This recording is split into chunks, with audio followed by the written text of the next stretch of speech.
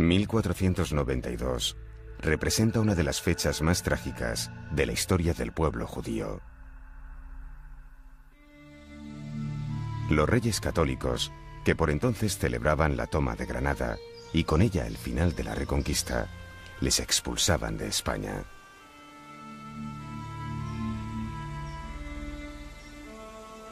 Así, los judíos partieron para siempre, abandonando una tierra a la que se habían entregado por más de 1500 años. El imaginario de Sefarad siempre formó parte como el imaginario donde hubo, de un lugar donde hubo un renacimiento. Y es verdad que hubo un renacimiento importante del pueblo judío y de la cultura judía. Sefarad es el nombre hebreo de España. Pero en la Edad Media solamente en los textos hebreos se hablaba de Sefarad. Los judíos que vivían en España eran judíos leoneses, asturianos, gallegos. Judío sefardí es el judío que emigró de España. En la diáspora, estos conservaron la lengua y la cultura que practicaron en España. Sefarad se convirtió en aquel lugar glorioso al que no se podría volver, porque desde entonces pertenecía al mundo espiritual. Sefarad, pues es una imagen que hace 500 años efectivamente fue para nosotros, Sefarad, la cuna de la cultura de todos los sefarditas y tal y cual, pero claro, esos al salir de España dejaron esa cultura aquí en España y nosotros la hemos llevado durante todo nuestra travesía de estos 500 años. Pero forma parte más del imaginario. Uno, el imaginario no se lo imagina tan cerca, es decir, salvo cuando se acerca a él y lo encuentra diferente. Tras muchos siglos de ausencia, hoy en España vuelven a vivir judíos, y su presencia se enlaza con una historia de amor y dolor de más de 2000 años. Sabemos que la primera llegada de judíos al reino hispánico fundamentalmente se vincula con la destrucción del segundo templo de Jerusalén por el emperador Tito en el año 70. Y es más, sobre todo, con las revueltas de Bar Jocabá en el año 135 con Adriano, en que los judíos más levantiscos son exilados a las antípodas del imperio, esto es, a Hispania. Con el exilio de Tierra Prometida, muchos judíos llegaron a la península ibérica. Desde los primeros siglos y antes de las invasiones visigodas, ya existían importantes poblaciones judías instaladas en Toledo, Mérida, Granada, Córdoba, Tarragona y las Islas Baleares.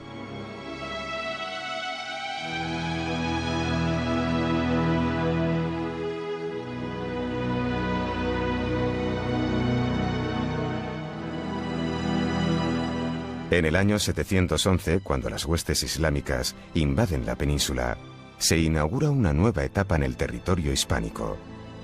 Los árabes toleraban a los judíos como gentes de la Biblia, y estos se convirtieron en eficaces auxiliares para el comercio y la administración. En la Edad Media los judíos nunca fueron la casta dominante, es decir, en los reinos musulmanes la casta dominante eran los musulmanes, en los reinos cristianos los dominantes eran los cristianos, en cambio los judíos nunca fueron la casta dominante.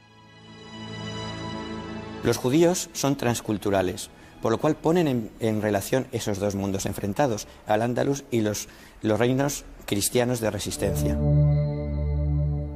Las conquistas de los reinos cristianos del norte hace que los reinos de Taifa se derrumben.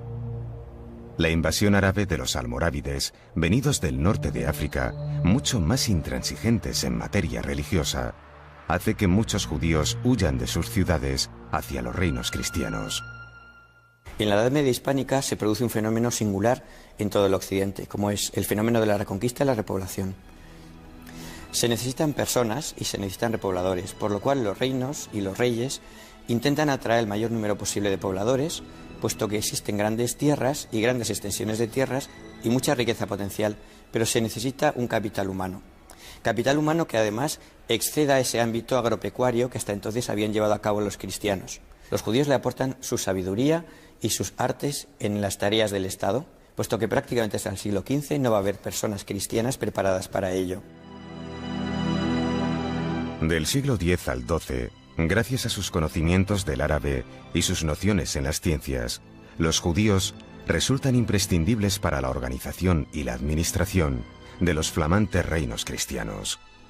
este importante rol en la sociedad del medievo les permitirá alcanzar un desarrollo humanístico y científico que será recordado por todos los tiempos como la etapa más gloriosa del judaísmo en Europa.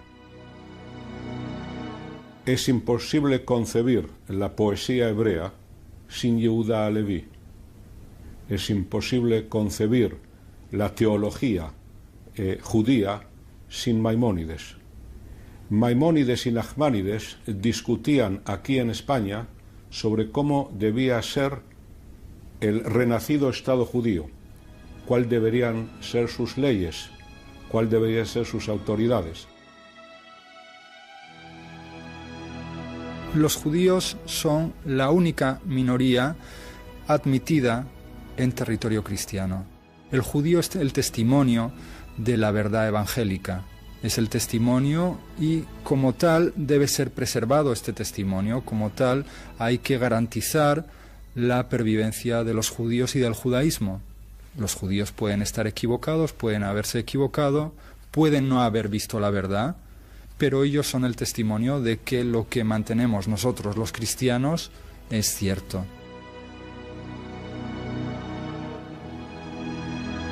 A partir de ese momento, conforme se van conquistando los territorios al poder musulmán, los judíos pasan a ser vasallos directos de la corona o lo que ellos denominan cofres del real patrimonio, propiedad directa del rey, de tal manera que por ese motivo deben pagar directamente a ese rey unas pechas en cuanto a contrapartida por poder permanecer en estos territorios cristianos.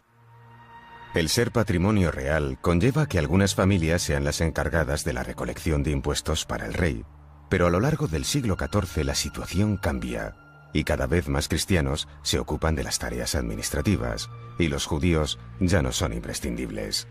En 1391 no hay rey ni arzobispo en Toledo y se produce una gran crisis política, religiosa y económica. Si el judío depende directamente del rey, cuando se quiere protestar contra el rey, lo más fácil es atacar no al rey directamente, porque eso puede tener consecuencias muy duras, sino atacar a un grupo protegido por el rey, como son los judíos. Por lo cual, en esos momentos de malas cosechas o de problemas de circulación monetaria, se ve a los judíos primero como unos vasallos directos del rey y, por otro lado, uno de los elementos esenciales del crédito. Por lo cual se asalta a las juderías, no tanto por asaltar esas juderías, sino por destruir los documentos de crédito y porque se está asaltando el símbolo de un poder que está permitiendo esa desigualdad social. Las calumnias proclamadas corrientemente contra los judíos, acusándoles del envenenamiento del agua, de la peste negra y del asesinato de niños, llegan a su máximo nivel con Fernando Martínez, representante de la diócesis de Sevilla, quien exige que las sinagogas sean destruidas hasta la última piedra. Enfebrecidas, las masas cristianas atacan la judería sevillana. Matar al que se resistiera al bautizo era la orden. El baño de sangre de Sevilla fue solo el inicio. Desde Écija se va expandiendo por toda Andalucía este reguero de pólvora que va a conducir a la muerte y a la desaparición por vez primera de numerosas juderías. Es la primera vez que se observa que los judíos mueren a millares y que además su muerte, superior a los 10.000, es impune. Para salvar su vida, muchos judíos corren a convertirse al cristianismo. Esto generó un imprevisible problema que terminaría dando origen a la creación de la Inquisición en 1480. Desde las matanzas y asaltos a juderías de 1391, había judíos que se habían convertido de una forma forzada y había familias judías que oficialmente eran cristianas y que seguían practicando el judaísmo a escondidas. Entonces, esa existencia de conversos que para la mentalidad de la época son herejes, es decir, gente que se ha convertido al cristianismo pero que sigue practicando su antigua religión, en esa época es una herejía. Entonces, los reyes católicos lo perciben como un problema, y como un problema no solo social y religioso, sino político. Un siglo después de las masacres de 1391, los reyes católicos deciden separar tajantemente a los nuevos cristianos de la influencia judía. En 1492 no solo se conquista Granada y se culmina el proyecto de reconquista que se había iniciado en torno al siglo VIII, sino que se está configurando un nuevo Estado, el llamado Estado moderno. Una de las raíces del Estado moderno no solo es la monoconfesionalidad, sino que el monarca es ungido por Dios, por lo cual la soberanía y la potestad, la Iglesia y el Estado, formarán un todo unívoco. En ese Estado confesional no caben ya las minorías de otra índole. Judíos y musulmanes estaban abocados o a desaparecer o a la conversión. No había otra alternativa posible. El 31 de marzo de 1492 se decreta que todos los judíos que no se sometan a la fe cristiana tienen 3 meses para salir de territorio hispánico. Shalom aleichem, malache hashalom, malache elyon, mi melech. Quizás la intención hubiera sido más por parte de los reyes, y eso se ve por algunos casos concretos, de que los judíos se quedaran renunciando a su religión y a su identidad, evidentemente, como ocurre en determinados casos, porque no todos se van a ir.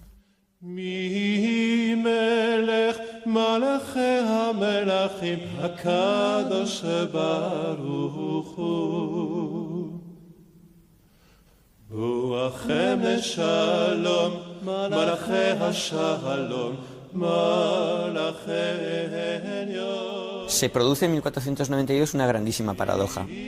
Los judíos que habían contribuido con su esfuerzo a consolidar una estructura estatal que antes no existía, fueron quizá las primeras víctimas propiciatorias de un Estado que, una vez consolidado, no consentía que con unas fronteras completamente delimitadas y un monarca cristiano se pudiera permitir la tolerancia de unas creencias distintas a las suyas. Una leyenda cuenta que al partir los rabinos españoles realizaron un jerem, es decir, una prohibición rabínica por la que ningún judío podía volver a pisar Sefarad.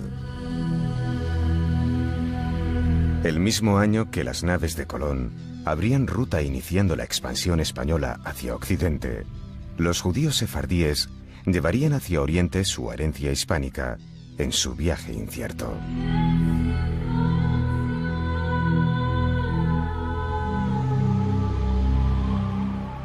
Yom meori, hashach begerush Castilla, oili al shibri, sheber Yerushalayim al tiskeriot, alay veoyali. Kile sheber Castilla lodin satzori, yom meori, hasha begerush Castilla oili al shibri, mi Portugal nishma konehi bemara.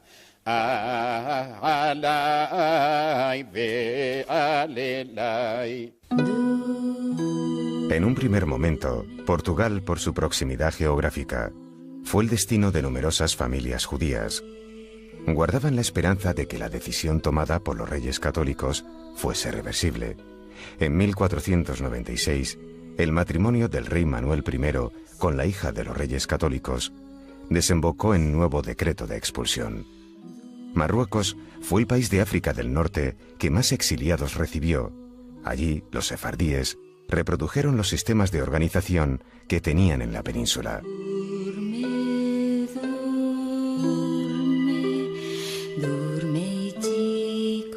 Los sefardíes de Egipto se integraron en las comunidades del delta del Nilo, y una parte de ellos recaló en Jerusalén. Las autoridades del Imperio Otomano confiaron en los sefardíes como minoría leal y constructiva.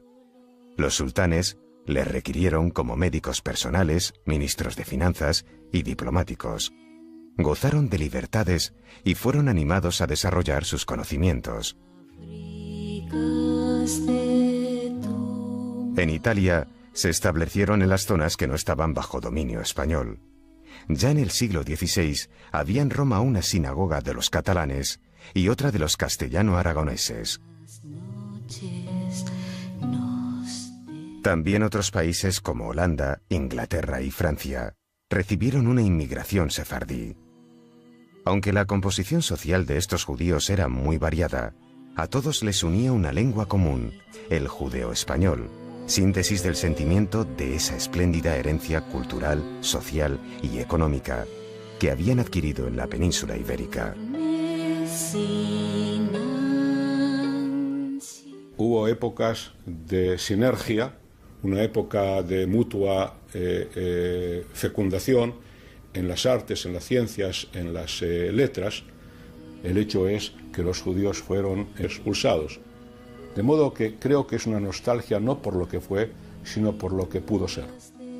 Desde el exilio, Sefarad se convirtió en una imagen de orgullo y dolor. Reflejo de esto es la leyenda que afirma que muchos sefardíes aún conservan las llaves de las casas de sus ancestros. ¿Dónde está la llave que estaba en cajón? Mis nonos la truyeron con grande dolor.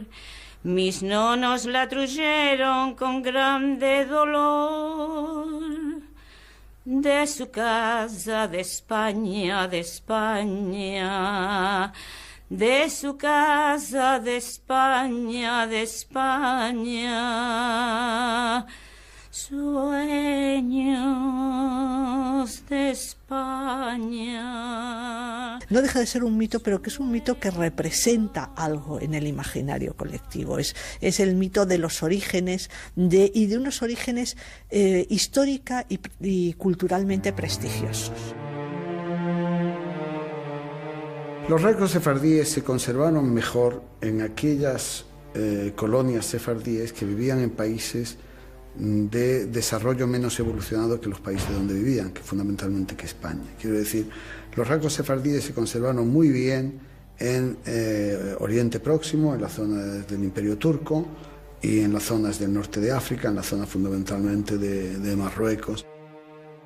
La generación de mis abuelos tenían como primer idioma el ladino judío-español, incluso, digamos, el único idioma escrito de mi abuela paterna era el judío-español. Mi familia en Grecia hablaba ladino, sobre todo las abuelas.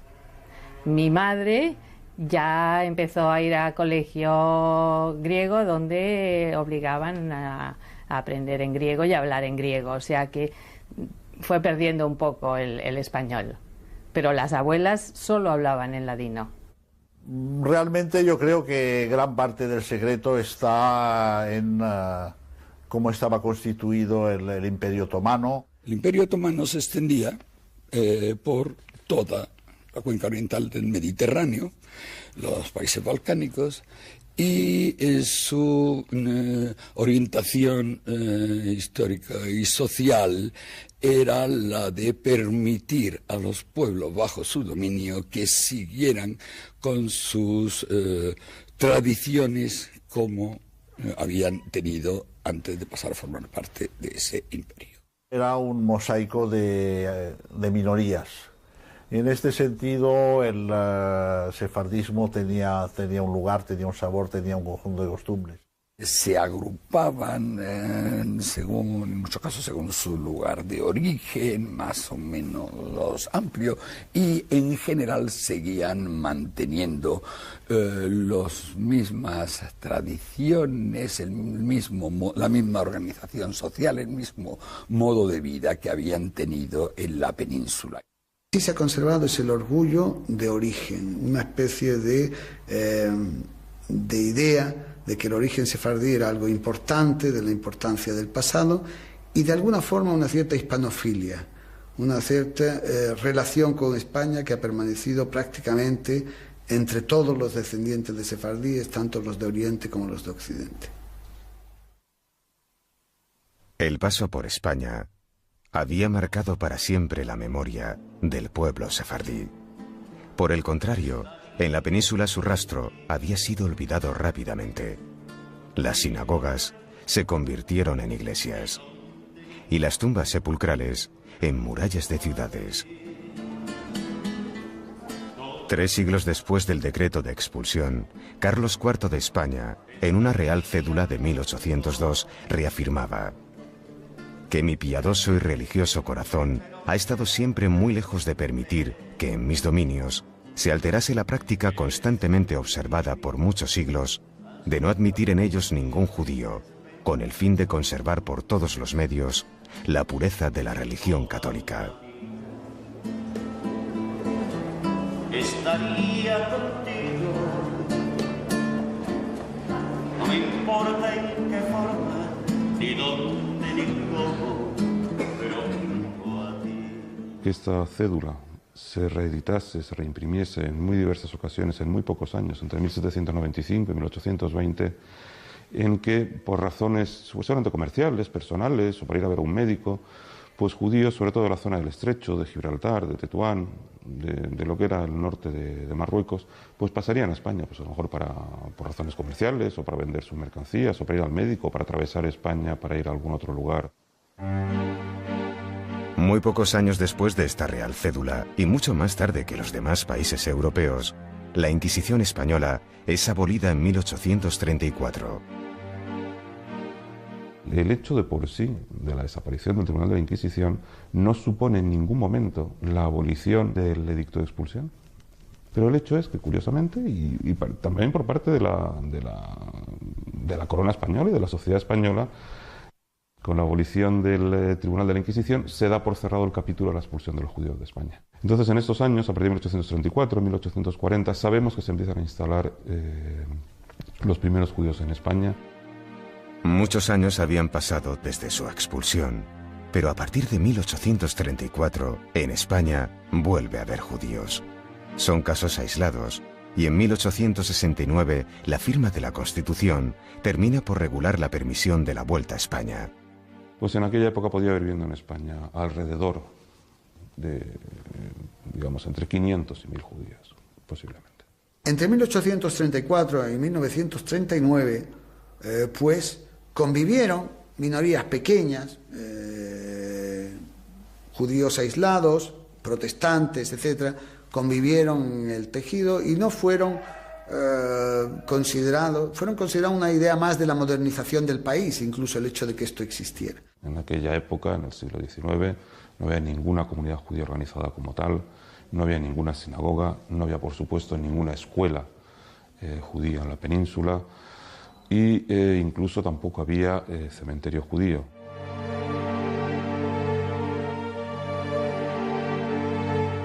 A finales del siglo XIX, el senador Ángel Pulido, en un viaje por la cuenca del Mediterráneo, descubre a unos descendientes de expulsados sefardíes que conservan el español como lengua.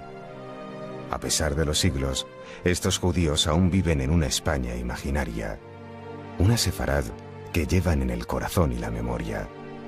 Llamándoles españoles sin patria, Pulido inicia una campaña de simpatía con el fin de lograr animarles a volver a España.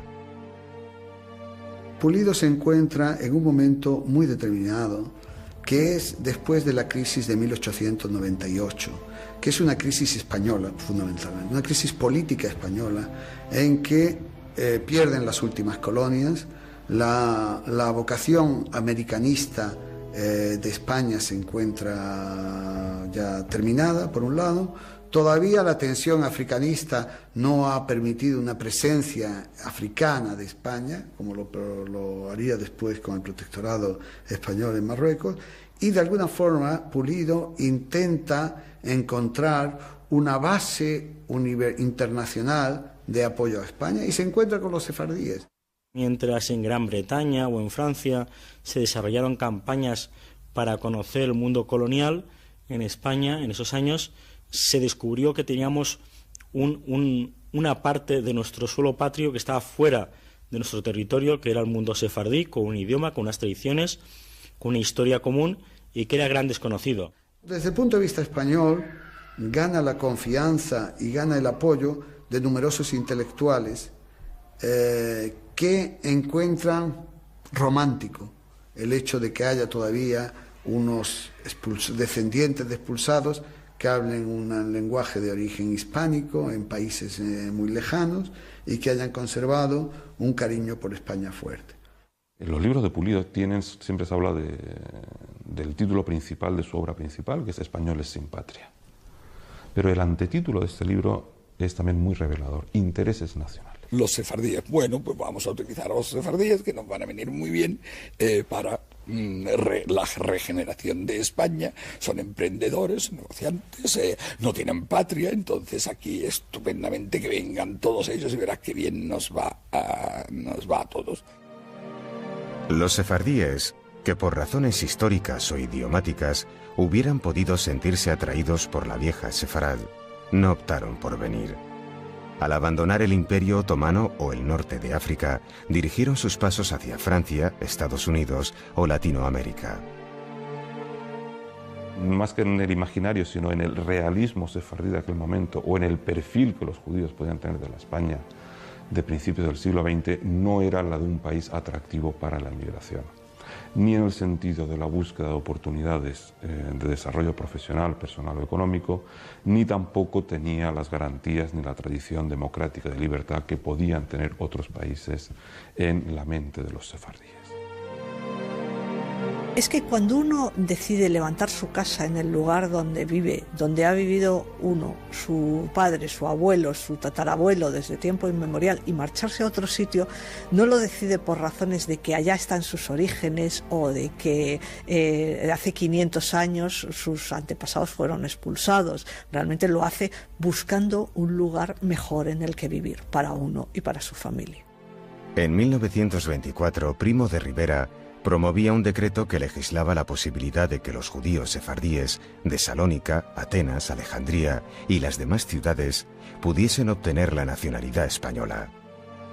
Mi padre vino a España porque él trabajaba en el consulado español en Salónica y tuvo la posibilidad de, con una ley del Primo de Rivera que había salido, de que era posible a los sefardíes que estaban en el extranjero acogerse a una ley conforme podían entrar en España. Bueno, tenía la posibilidad de entrar. Y entonces mi padre, para librarse del servicio militar en Grecia, se vino a España. No fue el caso de mi familia, ni yo diría casi de ningún judío de Bulgaria. La sombra tal vez que es que el gobierno de entonces no hizo una propaganda, no hizo una publicidad excesiva y por lo tanto no pudieron adscribirse muchos judíos. O sea, ni nadie nos dijo que se podía acceder a la nacionalidad española por el origen sefardí. No, de la gente que yo conozco, no creo que muchas se enteraran del decreto de Primo de Rivera. Mi padre se enteró muy bien porque estaba en el consulado. La Primera Guerra Mundial hizo de España un país de refugio de algunos judíos alemanes, austrohúngaros, turcos y franceses. Estos, sumados a las pequeñas migraciones anteriores, conformaron la primera comunidad judía en España desde 1492. Diversos factores coinciden entre el año 14 y el año 20 que llevan a la cristalización, a la creación, a la fundación de las primeras comunidades judías de la España contemporánea en la península. Y estas serán las de Sevilla, Madrid y Barcelona. Y tenemos que la primera sinagoga de Madrid se inaugura en 1916. Este tímido renacer de la vida comunitaria judía en España quedará truncado al comienzo de la Guerra Civil.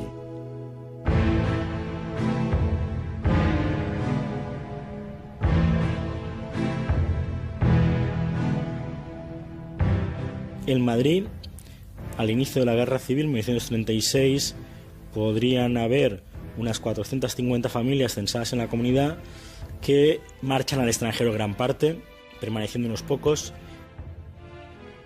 Se vuelve incluso, y está en los escritos de la época, en los escritores falangistas y nacionalistas, se vuelve a la España de 1492, a los reyes católicos, a lo que ellos representaban, a la España nacional, católica, apostólica y romana, y al catolicismo como esencia de la nacionalidad. La guerra civil supone la parálisis de la vida judía en España.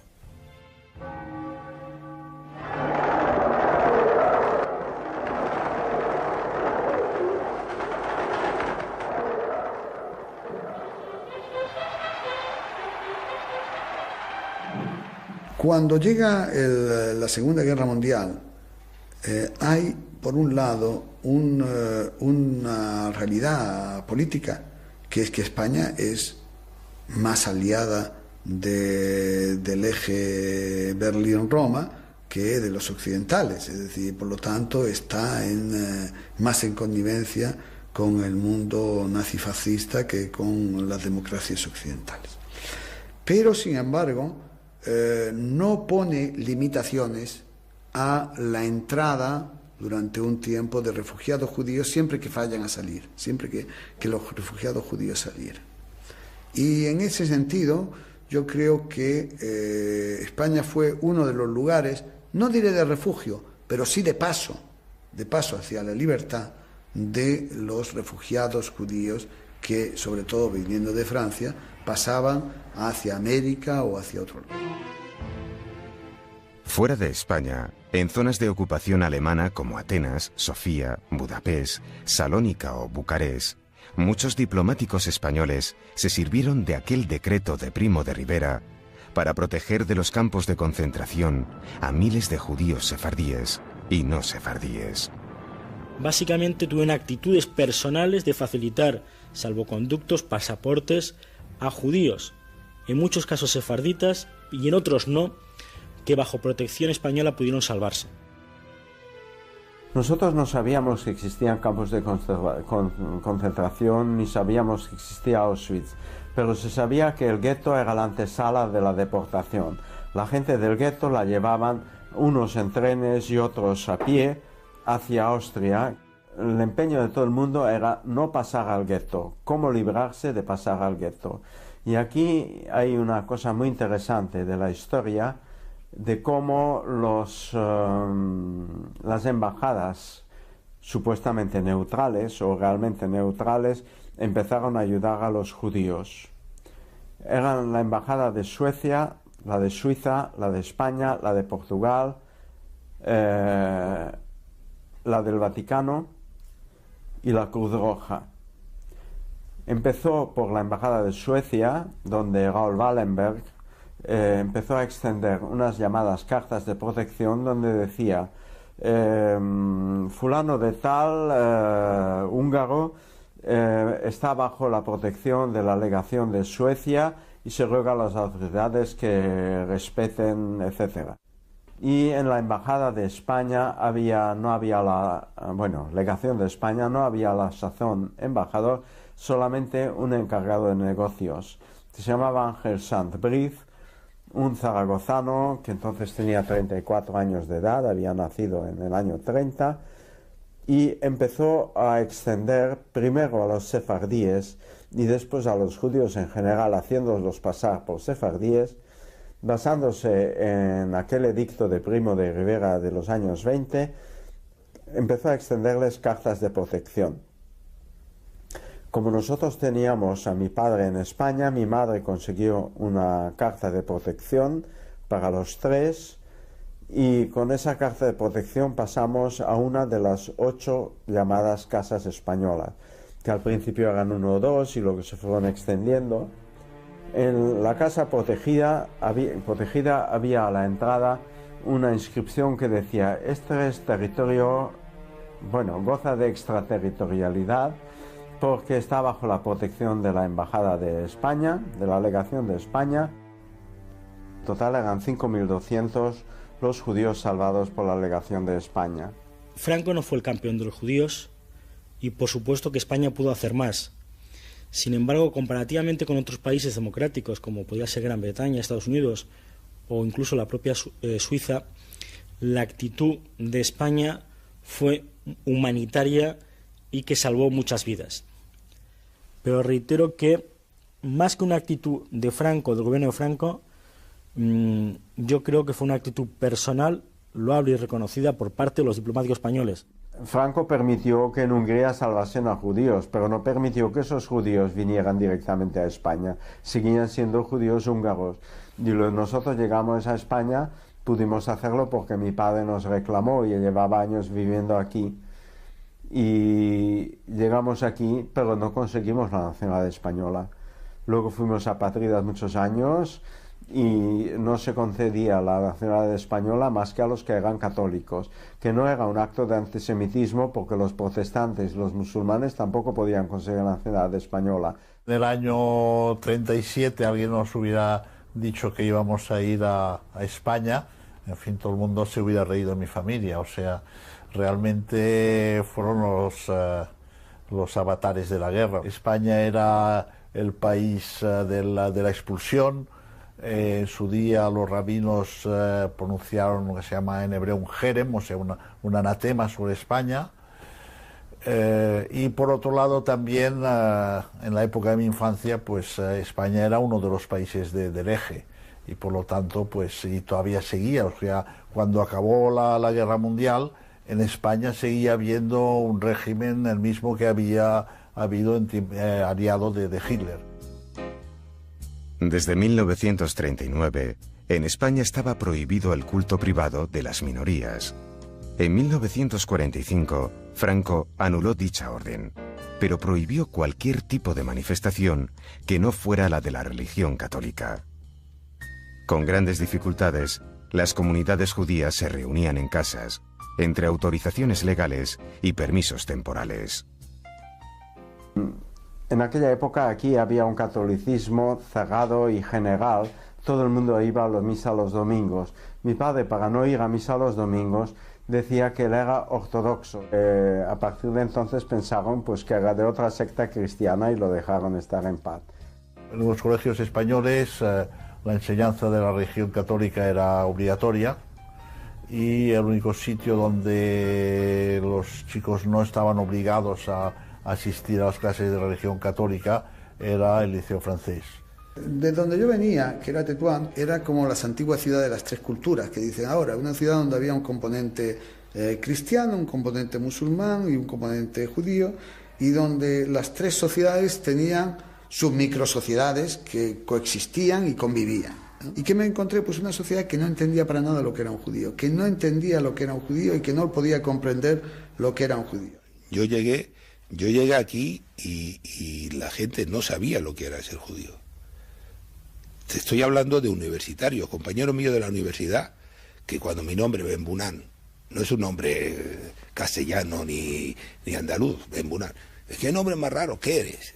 Soy judío. Ellos tenían todavía la imagen del pueblo de Icida, el oscurantista, y claro, cuando ves que soy una persona igual que los demás, pues se quedaban con la boca abierta, de verdad.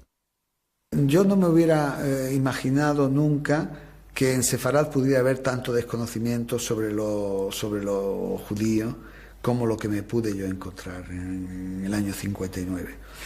Pero yo creo que no era producto, era un producto político. Las autoridades cerraban los ojos sobre lo que pudiera ser la comunidad judía. Bueno, pues así todo, pues bueno, alquilaban un local, un teatro para celebrar ahí las fiestas, sobre todo las de Año Nuevo y de Kippur. En Barcelona pues había pocos judíos, habría algunos miles, 3.000 quizá, 4.000. Bueno, cuando nosotros llegamos aquí, la comunidad israelita de Madrid no existía. Había pues unos cuantos judíos que se reunían. Hasta el año 54 no se construyó la sinagoga que todavía existe, que era la primera sinagoga construida en España después de la expulsión por los Reyes Católicos.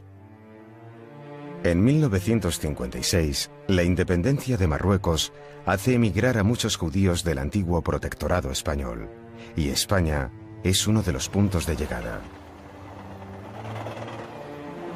Decidimos venir por circunstancias de esta falta de convivencia con los árabes que se derivaron como consecuencia de la independencia de Marruecos y de la independencia del Estado de Israel. de la creación del Estado de Israel, trajo consigo esa situación de incompatibilidad, y eso es lo que nos alejó de Marruecos. Porque muchos judíos de Marruecos todavía guardan nostalgia de Marruecos, porque allí vivieron bien. Los judíos del norte de Marruecos, que era el antiguo Marruecos español, se vinieron a España, así como los judíos del Marruecos francés iban preferentemente a Francia. La España de aquella época no ofrecía ni libertad religiosa ni oportunidades económicas. Aunque fueron pocos los judíos que decidieron venir, Madrid, Barcelona, Málaga y otras ciudades comienzan a ver crecer lentamente sus comunidades. La posterior inmigración de judíos egipcios coincidió con un periodo de reconciliación religiosa a nivel internacional y también nacional. Existe el Concilio Vaticano II y por lo tanto existe una cierta apertura por parte del mundo católico hacia el mundo judío, y en el hecho concreto en España, producto de ese Concilio Vaticano II, está en 1967 la generación de la libertad religiosa, la Ley de Libertad Religiosa, donde pasamos de un Estado confesional católico que permitía con cierta permisibilidad a los judíos. A partir del 67 lo que existe es tolerancia y por lo tanto existen autorizaciones oficiales para que haya sinagogas con su apertura y su vida comunal normal. En el 70, cuando llegamos, ya había una comunidad establecida bien. La primera ley de libertad religiosa que se estableció con Franco todavía, que era una ley de tolerancia religiosa más o menos, pero que en 1967 que se autorizó el nombre de Comunidad Israelita de Madrid, que hemos cambiado el nombre por Comunidad Judía de Madrid hace un...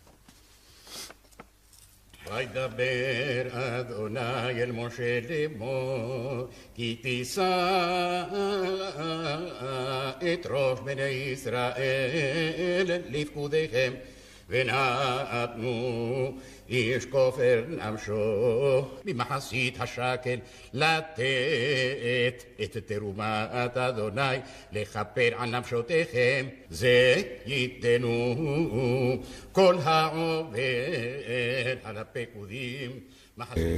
España, después de la caída de la tiranía y la adopción de la Constitución, no es la España de hace 100 o 150 o 70 o 60 años. España se reincorporó a su vocación, que es la vocación europea, se reincorporó a su historia, que es una historia, por lo menos en épocas, de pluralismo. Y desde ese punto de vista estamos ante una realidad absolutamente diferente. El hecho es que hay judíos que encuentran y buscan nuevamente a España como su hogar, judíos, por ejemplo, de América Latina que están llegando a España, y en los últimos años también judíos de distintas dispersiones sefaradíes, si podemos llamarlo así. A partir de la década de los 70, la comunidad judía española comenzó a recibir una migración de judíos latinoamericanos. Si en los 70 y 80 es por causas políticas, en los 90 es debido a las crisis económicas. Madrid hoy es un lugar de atracción de judíos de habla hispana. Creo que el recinto hebreo del cementerio civil es un fiel reflejo de ese mundo múltiple, variado, de los orígenes de la actual población judía española. Guarda el trozo de la explicación de cómo se conforma una nueva minoría judía en el Madrid del siglo XX.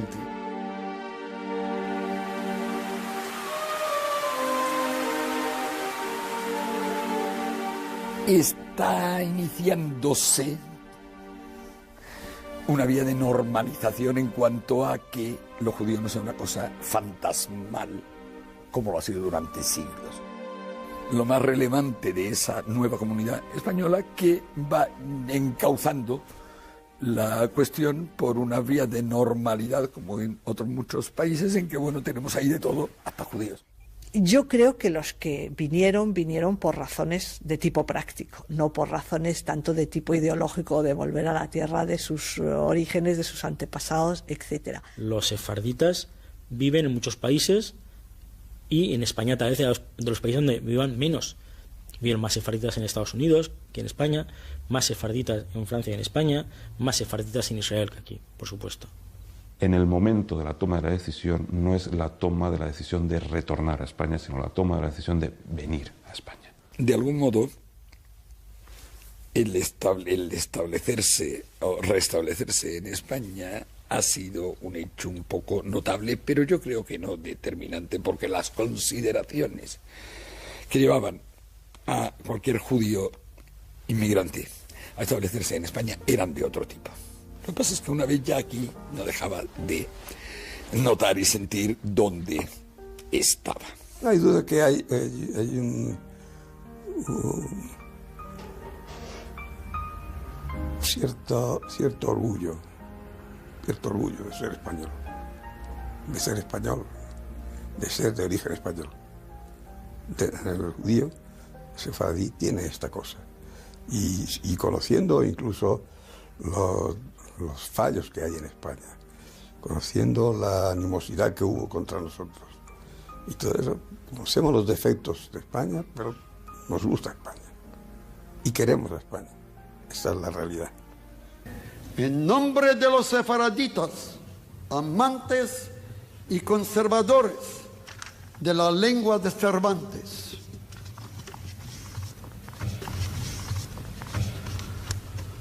a ti, España bien querida, nosotros, madre, te llamamos, y mientras toda nuestra vida tu dulce lengua no dejamos.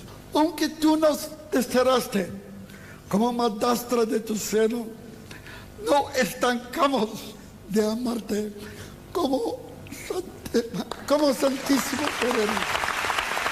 Para todos.